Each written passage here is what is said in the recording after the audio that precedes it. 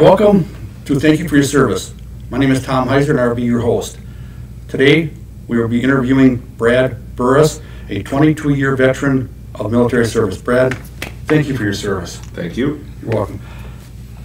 Okay, getting to know you, Brad. Where are you from? Originally, I was born in Kansas City, Missouri. And my parents moved up here when I was 5 years old.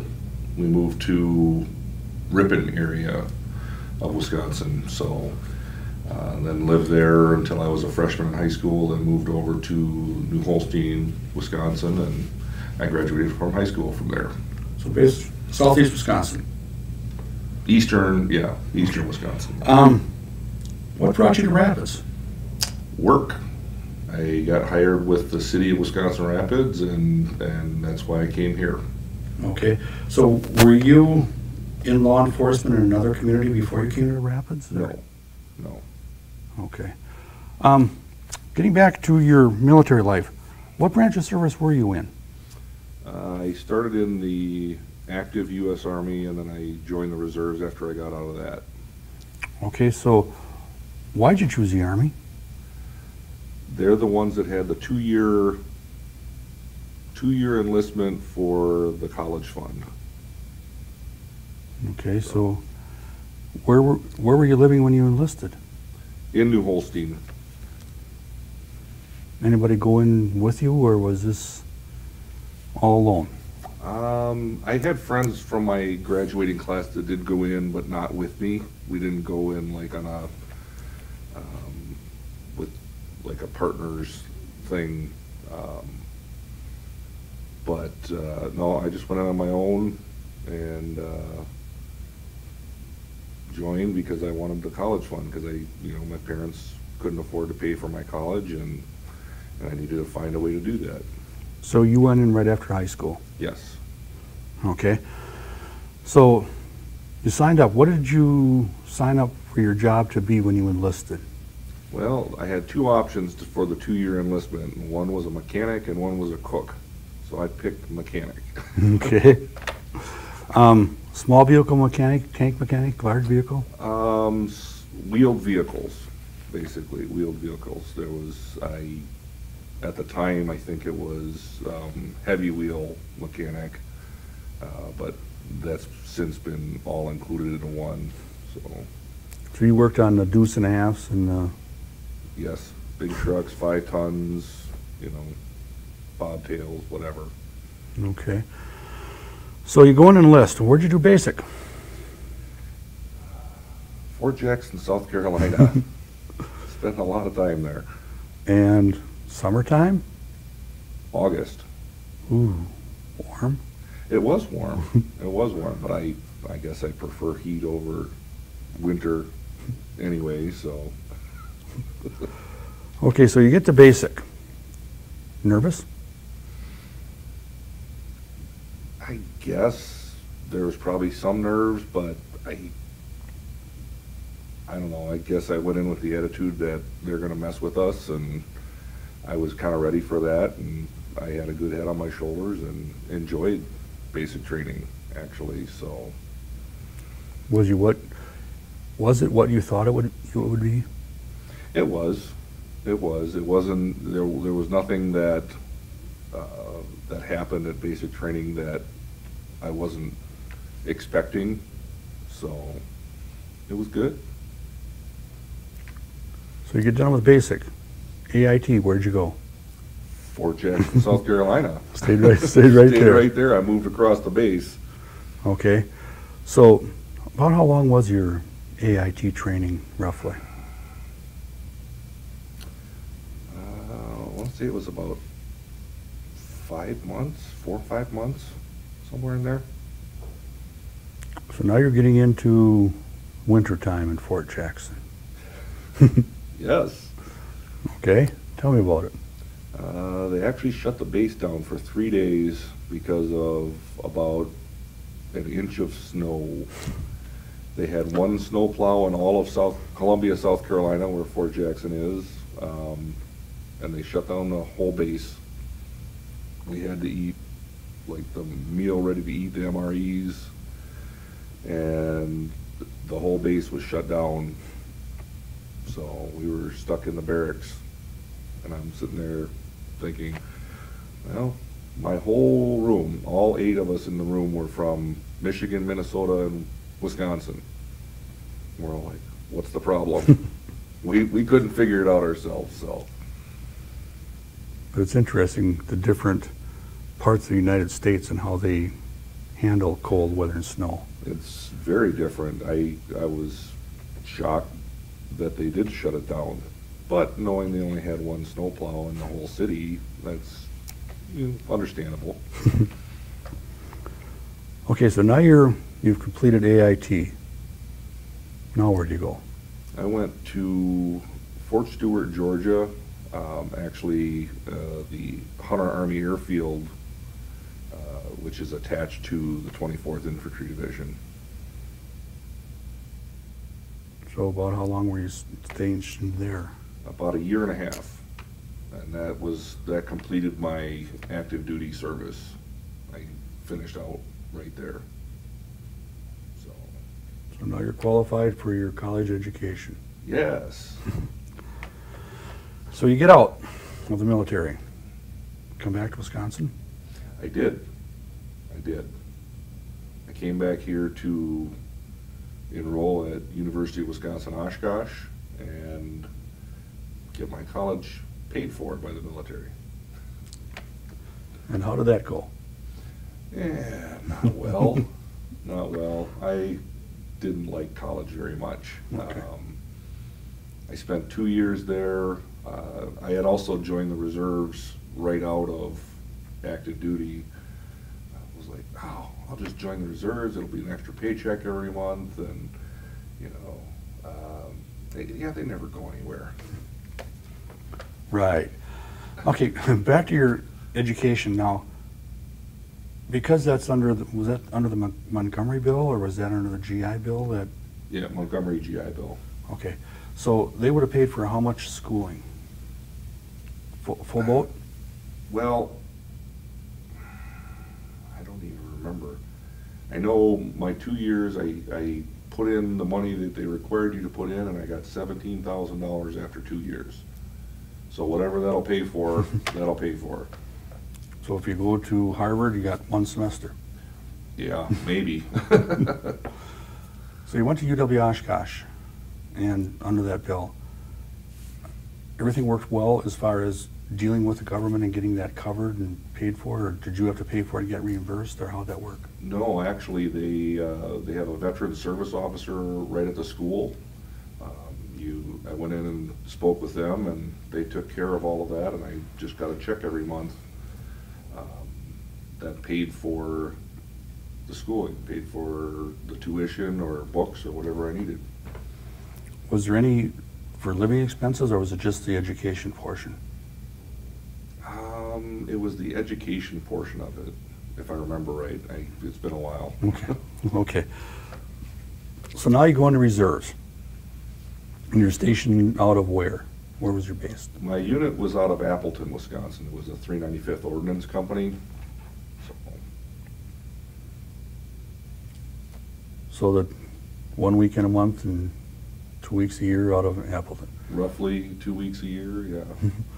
So reserves, what's the difference between that and National Guard?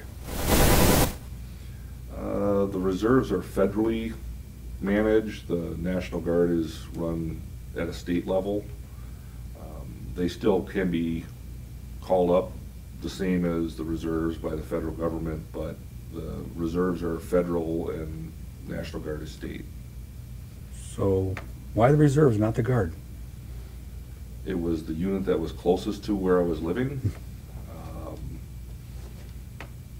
I didn't have a preference, I guess. It was just what was available to me with my job skill.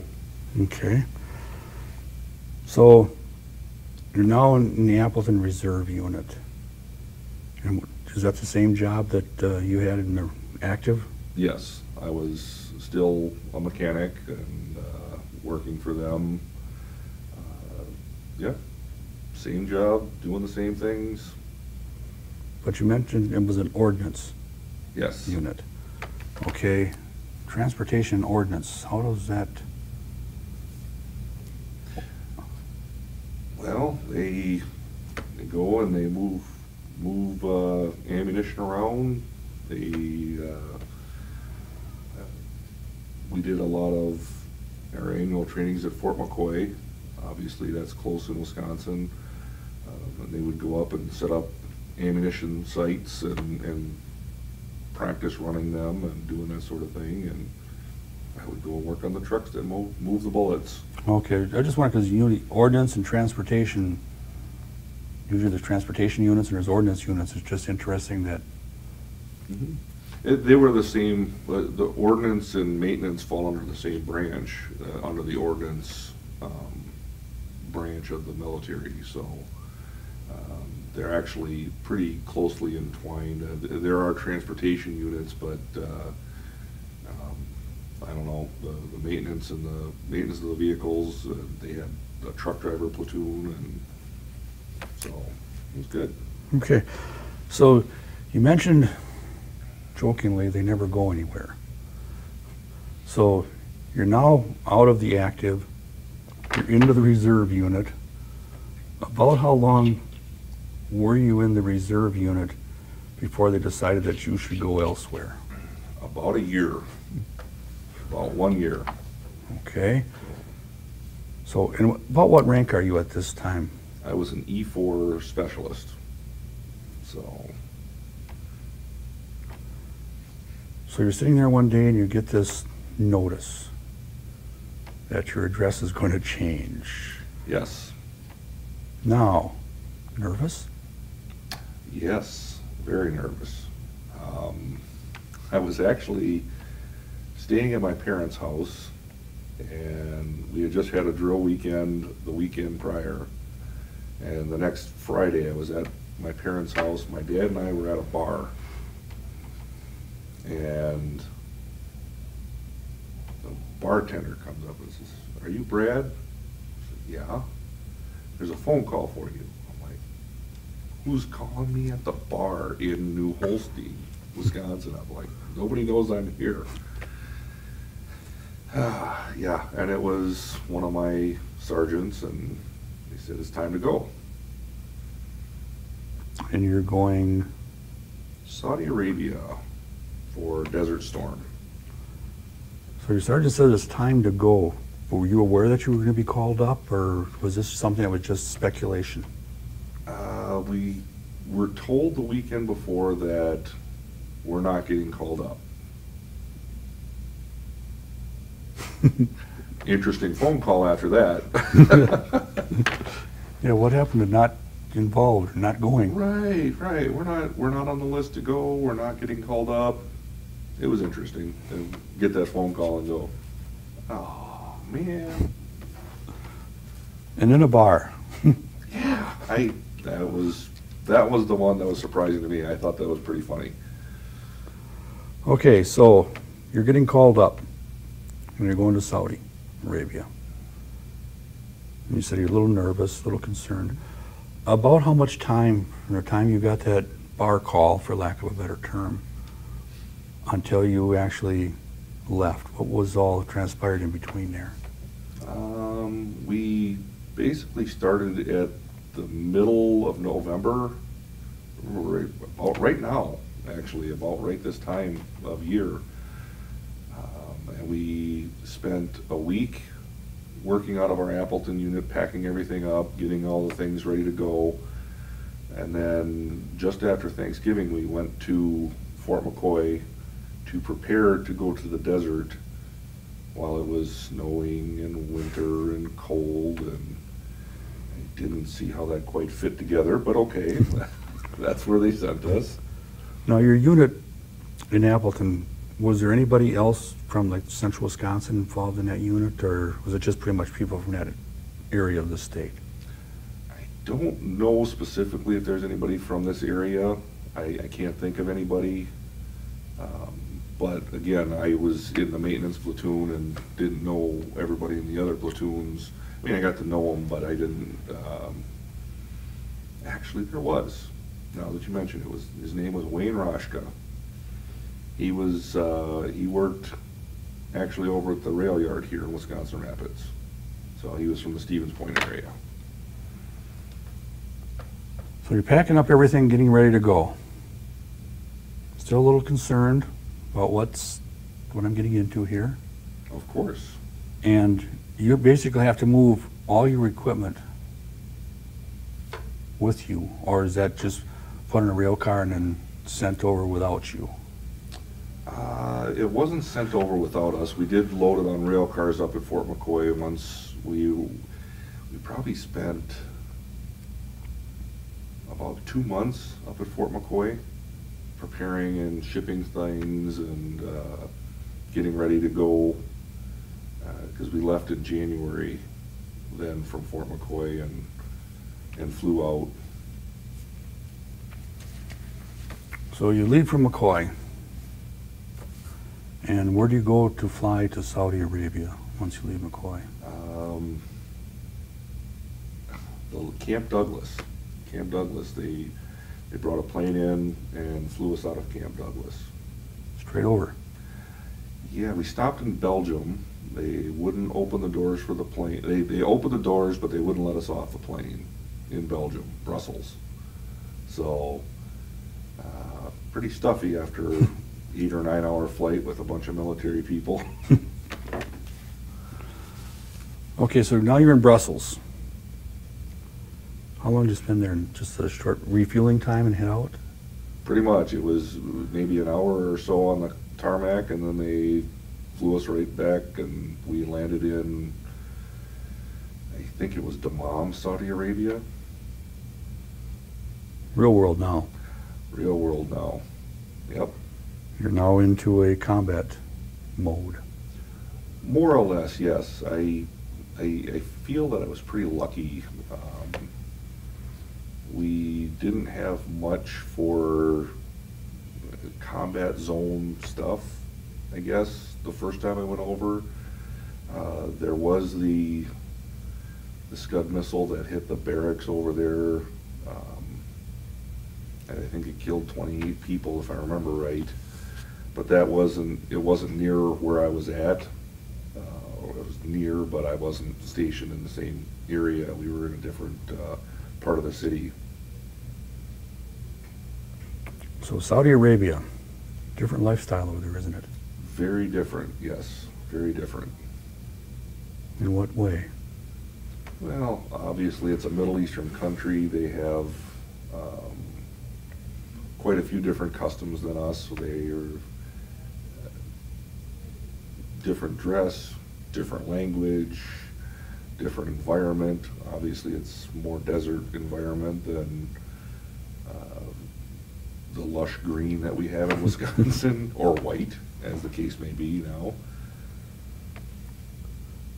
So taking that a step further, small town USA boy.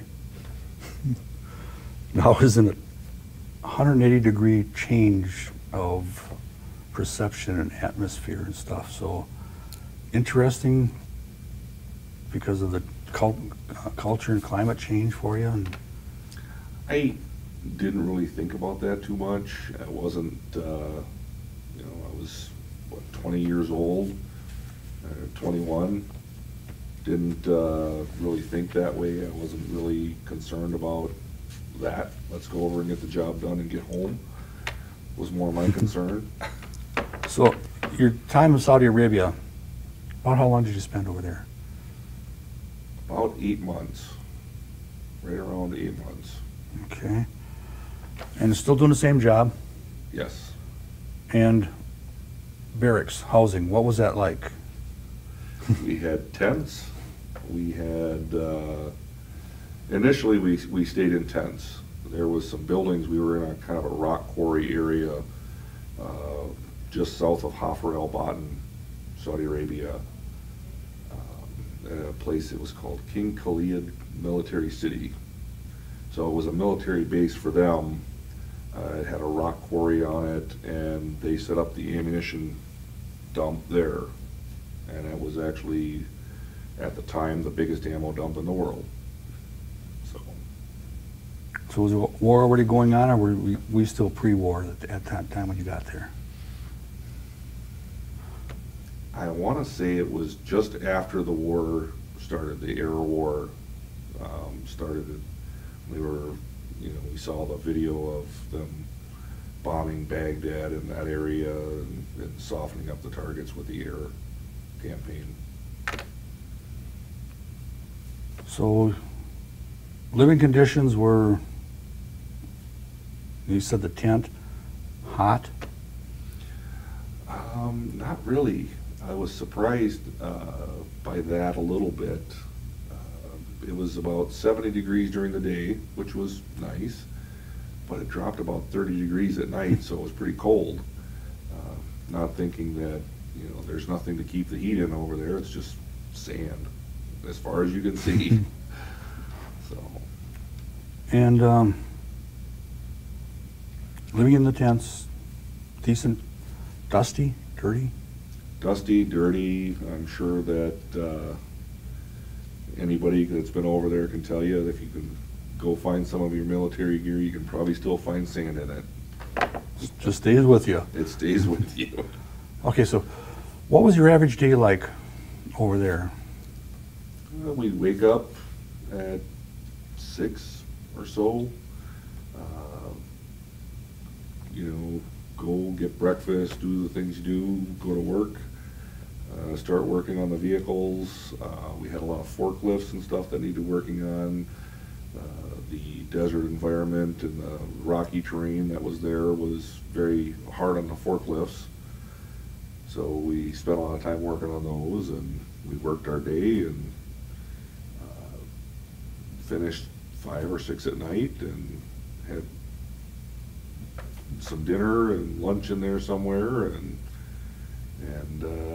went to sleep and did it all over again. So you mentioned the sand. That had to be just terrible on equipment. It was terrible on equipment. One of the things that they asked for families to send over was nylons. And I was like, all right, nylons. And they put it over the air filter, the air intake, so it wouldn't get that fine sand into it and destroy the engines. Didn't always help. Well, it's not only the engines, but even just regular moving parts. Grease picks up the sand, and very terrible on bearings. And yes, it does. It was kind of a different way to work on vehicles. We actually had one of the maintenance sheds. Eventually, we moved into like the quarry's maintenance shed, and we had actually a cement floor and a nicer environment to work on the vehicles. When we first started, we had our maintenance tent, which is the old dome tent that you can fit one truck in, and wasn't very good. But yeah, we kind of, I think, scaled back a little bit on, normally you grease everything, and we didn't do that anymore so much, is because you said the sand collects on all that stuff. okay, so food pretty good. MREs. It was food. We usually had our cooks cook breakfast and dinner. They had MREs. We started out with what they called T rations. I don't know if you ever had to deal with that. C rations we did. C rations. Okay, so C rations are kind of equivalent to the MRE. As you get your little box, I think it was. I didn't ever have the C rations, but I've heard about them. The T rations were for a group of people.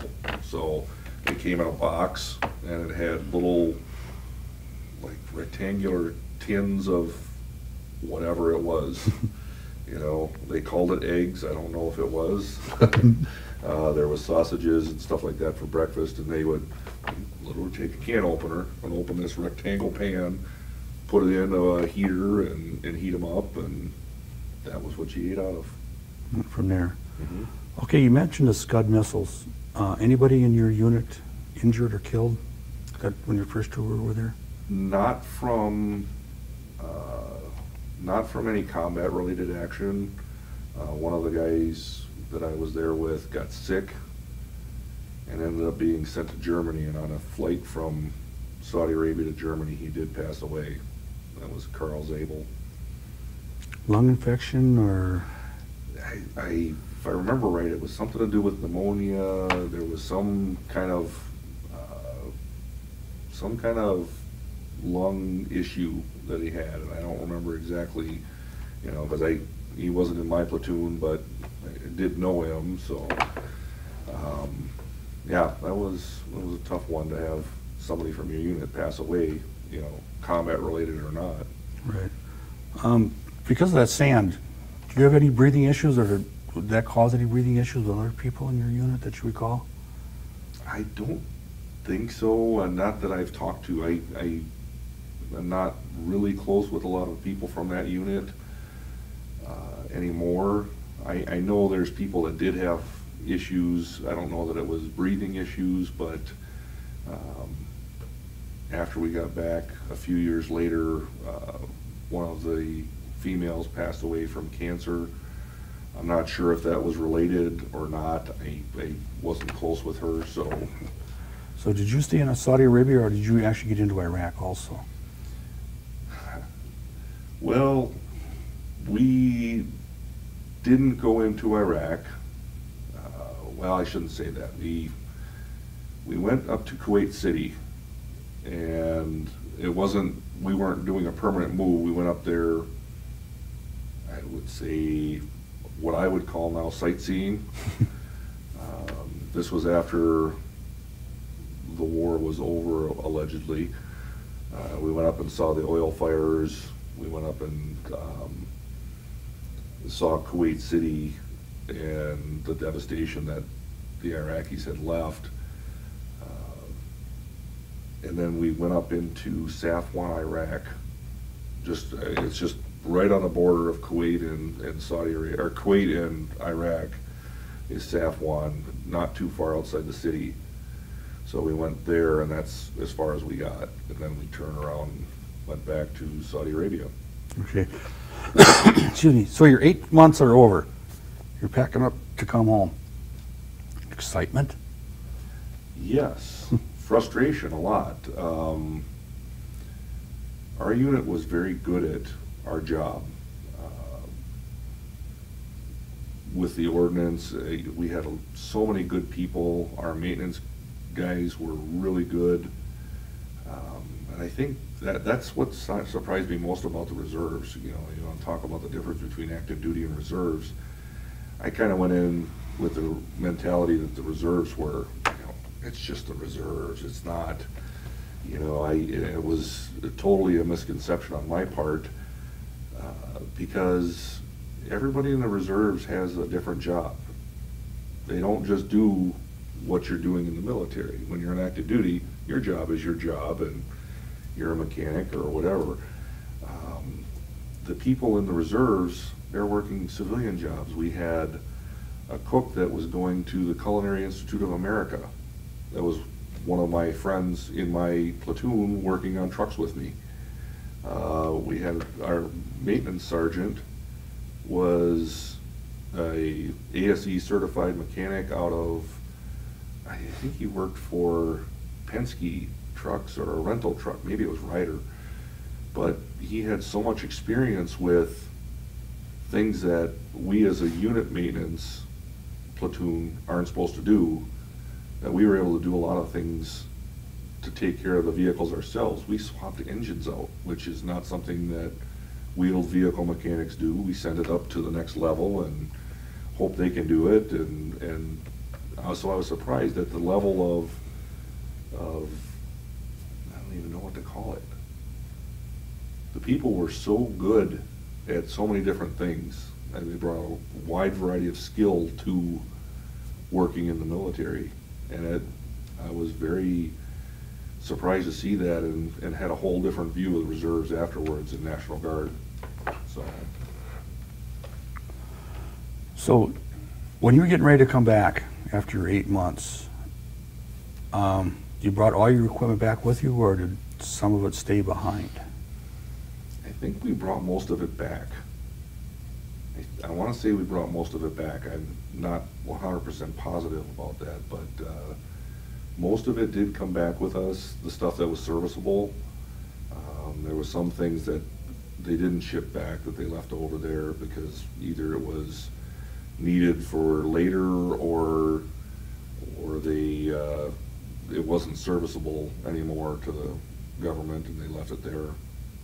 Okay. So you get back to the States. Finally. What time of year did you get back? Were you back like in summertime? August. In August. So now you're comfortable back in the world, so to say. I was cold. I was cold. It was probably 75 or 80 degrees when we landed, and we were cold. The whole unit it was surprising, but I guess not surprising. You come from, where it's 100 plus degrees on a daily basis, and you go to where it's 70 degrees, 30, 40 degrees cooler. It makes sense that you'd be cold, but I didn't think that way. Okay, so now you're back in the States, and you're back into your unit over in Appleton. Mm-hmm. So you had been in active 2 years and another year in the reserve, or in the reserves. So was it time for you to re-enlist, or?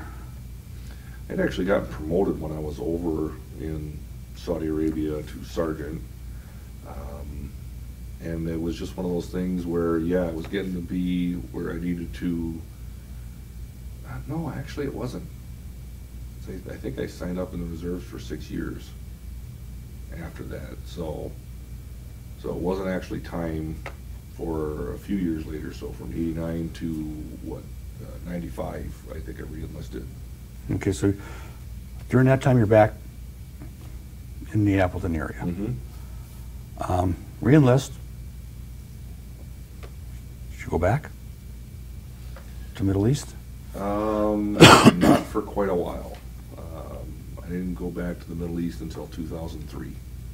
Okay, so during that time you're just doing what reserves do. Promoted during that time frame also, or? Yes, I actually filled out the paperwork to go to Warrant Officer Candidate School, Warrant Officer Basic, and got promoted to a Warrant Officer 1. That was in 1996.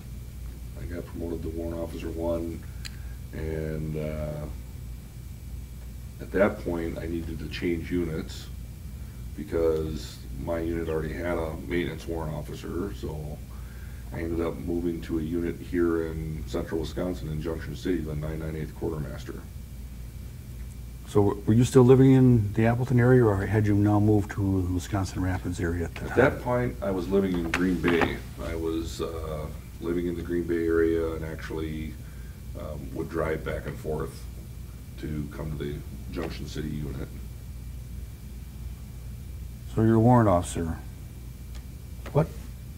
Warrant officer is a unique rank in and of itself. Yes. You have enlisted and you have commissioned. Correct.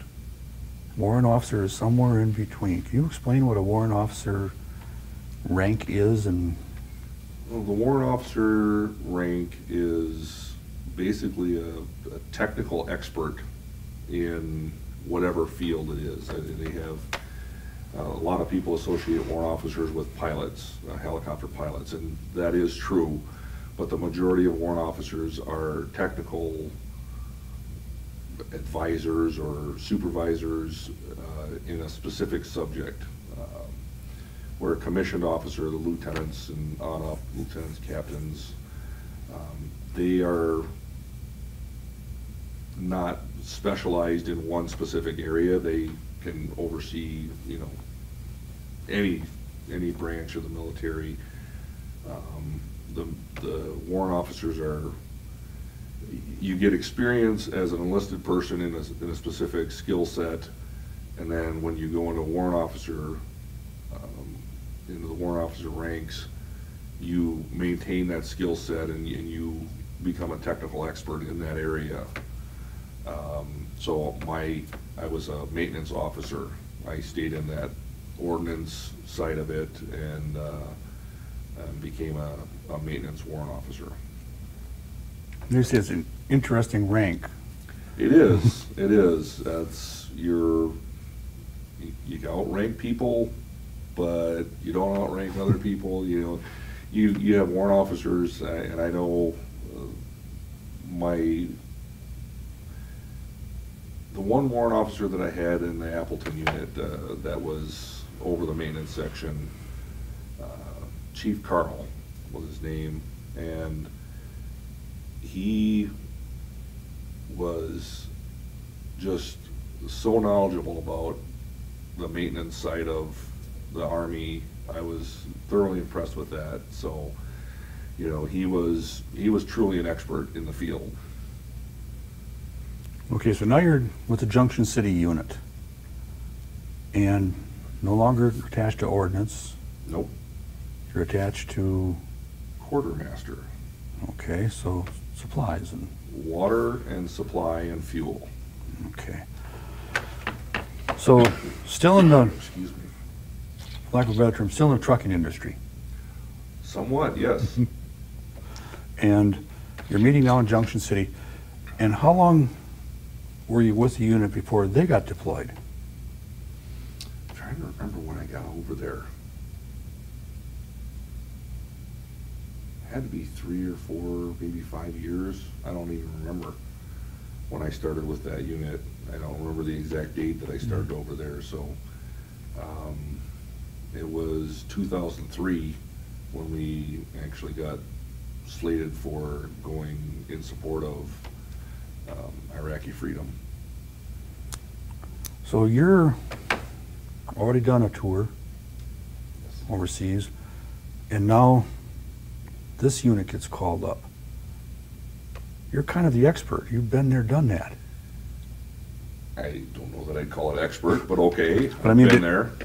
But they look at you as, you know, you've already been over there, because you've got some people in this unit that had not been overseas yet. Correct. Yeah, you try to explain it to them.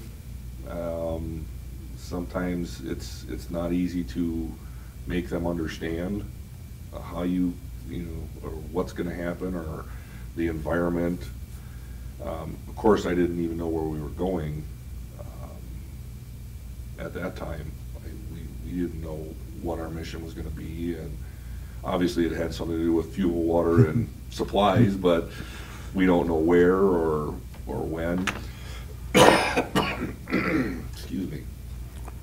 So now you're packing up to move again. Yes. And what time of year is this? Because the last time you went to Fort McCoy, it was in the winter time, preparing to go. Yes. So are we doing the same time of year again? It was winter time again. It was. I think we finally got up to Fort McCoy in January. Excuse me. Pardon me. I've got It's okay. a little water here. No problem. So you get to McCoy and you're going through basically the same thing again. A lot of the same things. It was really brutal cold. Just we went out and did range qualification with our M16s and all the other weapons that we were assigned, and just we're out on the ranges and it's cold and it's miserable. It's Wisconsin weather. Deer season. Right, pretty much. Okay, so you're getting ready to go over there now, and you're at McCoy. And once again, Camp Douglas for the flight? Yes, actually, again, Camp Douglas. So you get there and kind of deja vu all over again. Yes. And once again, a flight direct from Douglas, or did you fly to someplace else and then go on again, if you can recall? We did stop somewhere, and I'm trying to remember where that was. And it's, Shannon, Ireland was where we stopped. There was, they stopped there, and we ended up having to wait a little while. Got stuck in, I don't know if it was a military part of the base or what it was, but it was Shannon, Ireland. Were you able to get off this time? Yes, yeah, let us off. They actually let us have some beer, some Irish beer, or they had a little stand in the little terminal there that we were in, but we weren't allowed to get out of that place. So you spent some time in Ireland, and January, February timeframe, if you recall? No, this was actually March. We left, I believe, on March 29th. 28th or 29th, right in that area. So, and we were flying to actually land in Kuwait City. Ireland pretty? The airport was concrete and looked like any other airport that I've ever been at, so couldn't tell you. Okay, I don't know if you got to see it or... Nope. Okay, so you're into Kuwait City, March. It's only like, what, 90? It was probably pretty warm. I don't remember exactly, but it was probably warm. So you're off the plane, and now, compared to your first time over there, what kind of barracks did you have this time? Better, worse, about the same? Let's see. We actually went to, there was a place called Doha in Kuwait, not far from the port. And we were kind of in, I don't even know, it was like a warehouse to start out with. When we got over to Saudi Arabia in 91, they actually put us in the Khobar Towers. So there was rooms, and you throw your sleeping bag on the floor. We didn't have beds or anything, but you were at least inside a room. This, we were in a warehouse, at least until they threw us on a bus and took us up to whatever the staging base was. It was in northern Kuwait, and that was big tents. Big white tents and cots and sleeping bags and sand. More sand. Same sand as before, just different price. Different area, but yeah, same sand. Okay. I've talked to some other people that were in that unit that were with you, and so now you're more into the central Wisconsin Yes. group of people. Yes. Several still live in the Rapids area. Yes, they do. You stay in contact with them. Much more than my other unit. We actually have had several reunions with that unit. We did have some reunions with the other, with 395th out of Appleton, but we've had more. I stayed more in contact with people from the 998th. So you're moving water and ammunition and supplies. Water, fuel, and supplies. No ammunition this time. Okay. And you're going through cities, municipalities, or locations that are not really secured. Did your unit run into a lot of problem with, for lack of a better term, people that were not friendly with the U.S.? I don't remember having any Insurgents? problems. I don't remember any problems that way. I didn't really travel. I didn't go to the Baghdad area. I was offered if I wanted to go. I'm like, I don't know, I'm not really going to sightsee, so if you don't need me to go, I'm not going to go. But I don't recall any of our convoys that went up to Baghdad, because we did have a detachment up there. I don't remember them ever having any run-ins with insurgents or anything like that. I know I talked to these people before, and they said when you go through, you just keep moving. Keep moving. Don't slow down. Right. Because of the possibility of IEDs, insurgents, whatever. That's interesting, because people have to change their lifestyle, Yes. their driving style. Correct. Coming home, that must have been an issue with seeing something alongside of the road or having to keep moving. I noticed that a little bit. I wouldn't drive over like a soda can in the roadway. You know, you see that sometimes, you know, when you're a kid or whatever, you drive over and Crush it. Crush it. I found myself not doing that.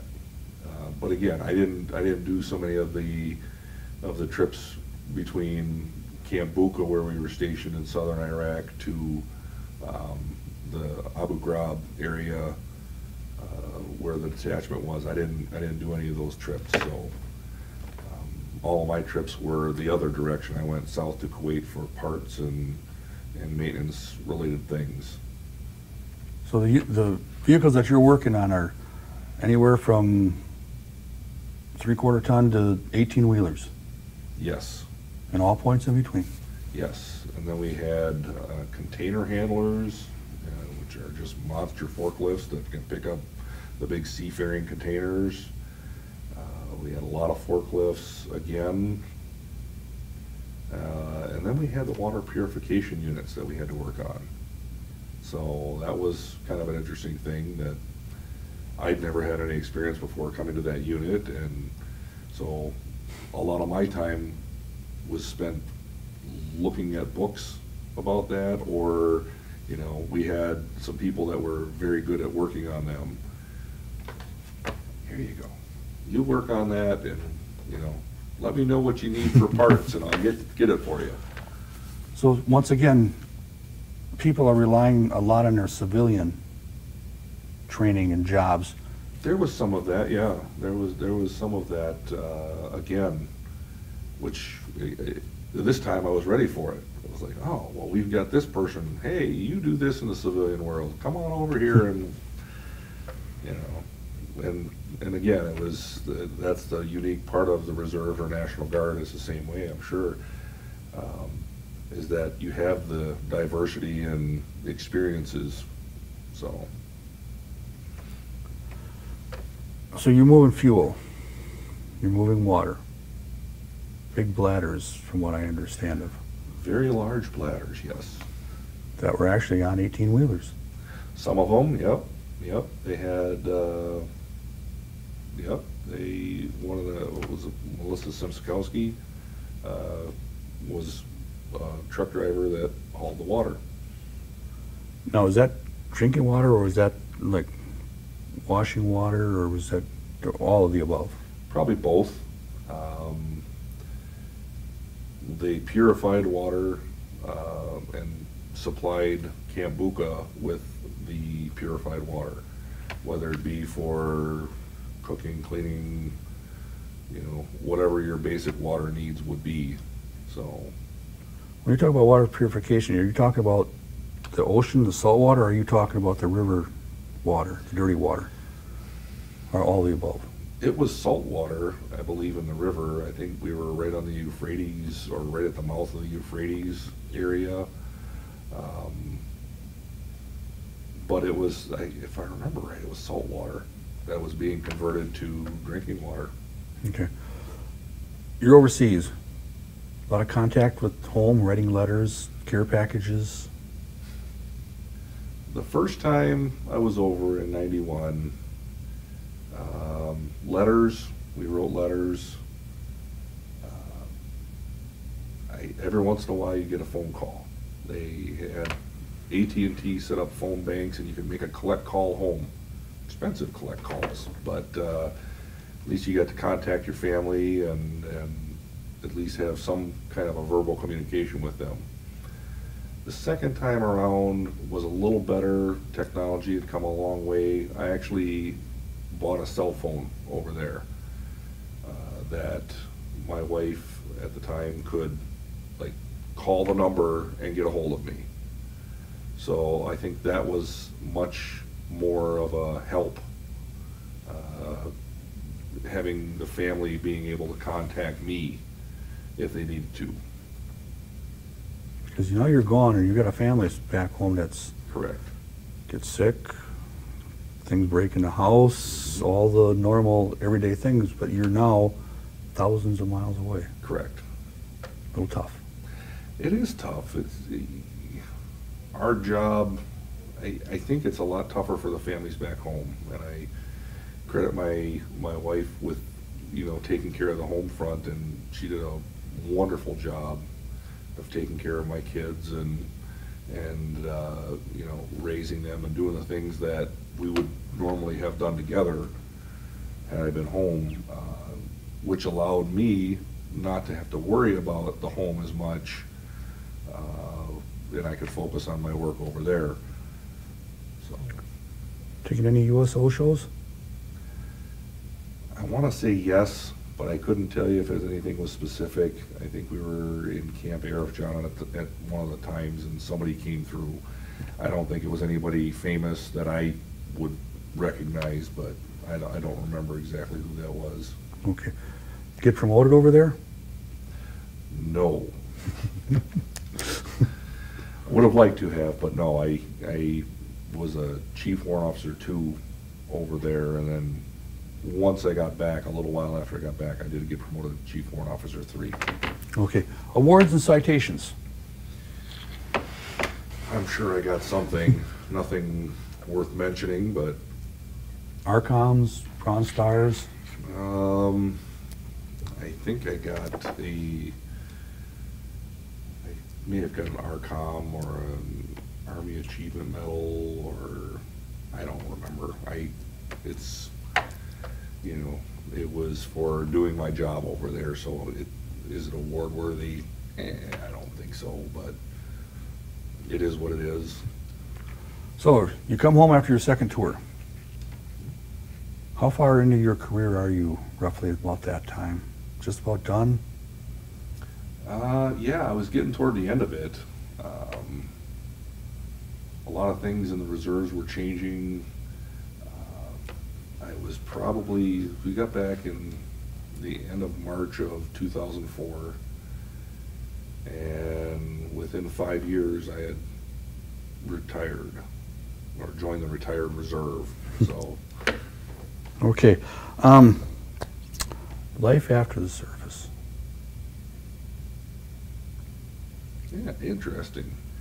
I miss the people in the military. The people are the best thing that I remember out of the military. Out of each unit, I can pick people out. Every place that I was, I could pick people out that I hold dear to my heart, and I miss the people.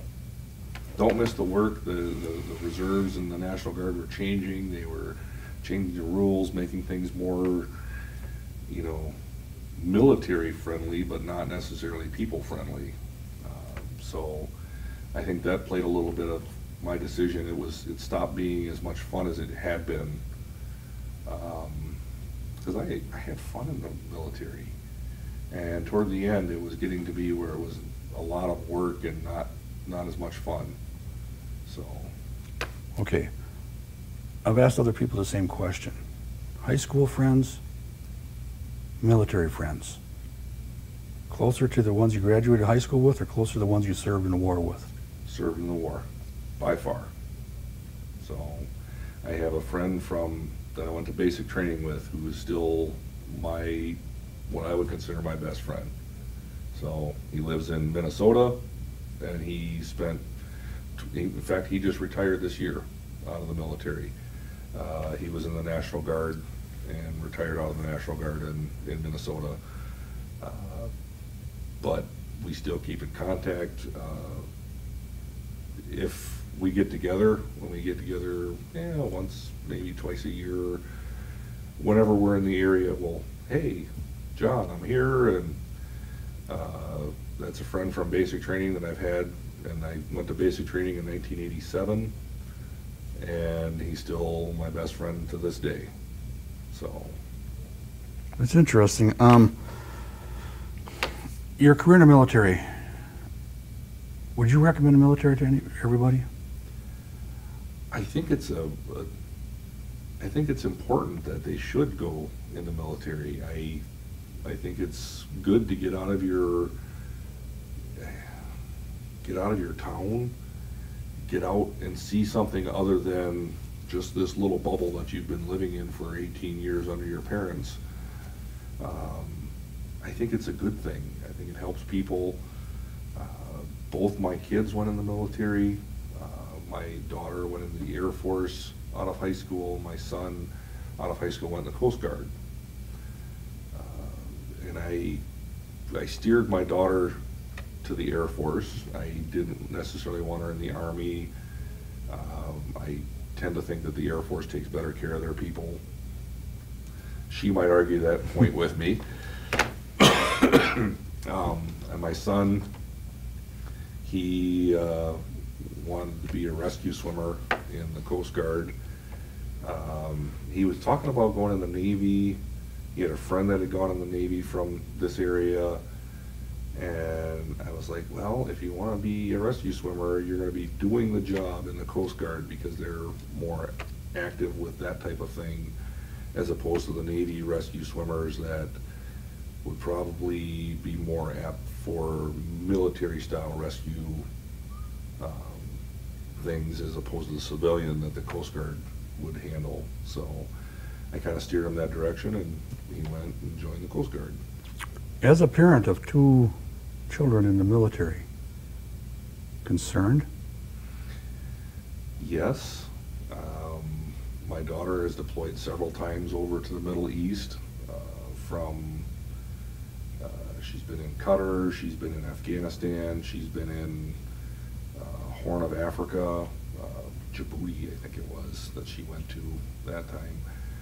So, and she was flying with her unit at the time.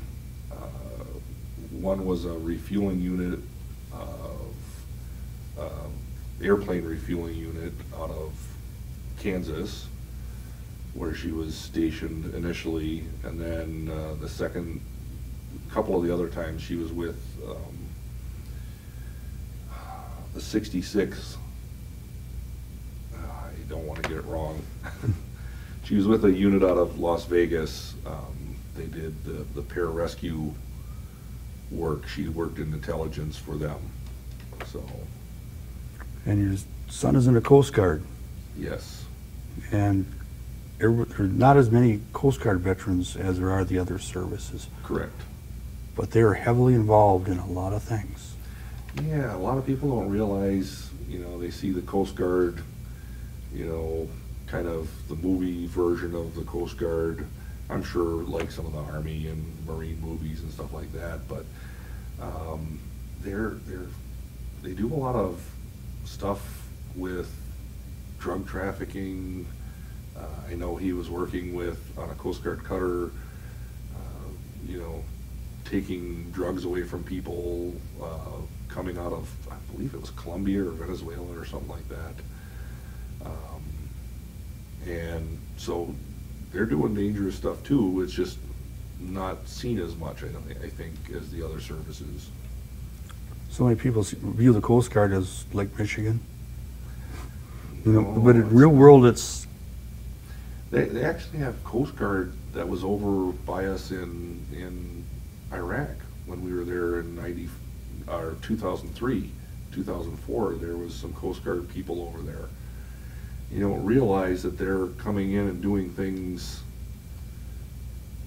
for the military, for, in support of the war as well. I wouldn't have thought that. Again, how many people do we know that have gone through the Coast Guard route? So you don't think of it. Right. Anything else you'd like to talk about, Brad? Oh, I think we've covered a lot. Okay, but you would recommend the military to people as... I would. I think it kind of gets you out of your comfort zone. I think it allows you to get some life experience. I talk about with the police department. Working in the police department is kind of interesting because it's a paramilitary organization.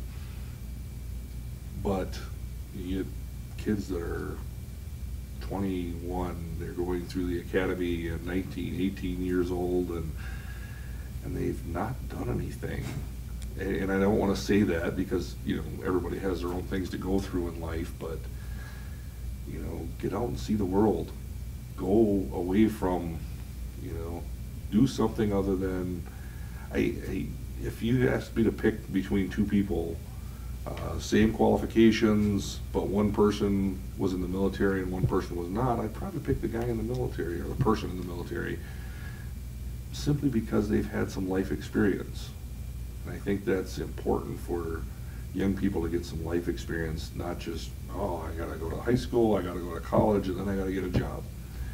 I think you should go out and search a little bit and do some different things, get some life experience and experience the world. And as you mentioned, you got college money that you could fall back on to complete those steps. Yes, actually, that I thought I had used it all up when I was going to Oshkosh. I didn't graduate from Oshkosh with a degree in anything. I kind of dropped out after I got back. In 91, I went back to school for a semester at Oshkosh, and I dropped out. It just wasn't for me.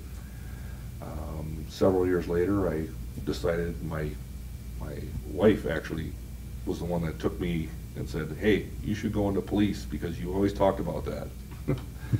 So we went over to the college in Green Bay and I enrolled, and here I am, 15 years later with the police department, and she actually got me into law enforcement, and I thank her every day for that. So, Brad, thank you for your service. Thank you. And thank you very much for watching.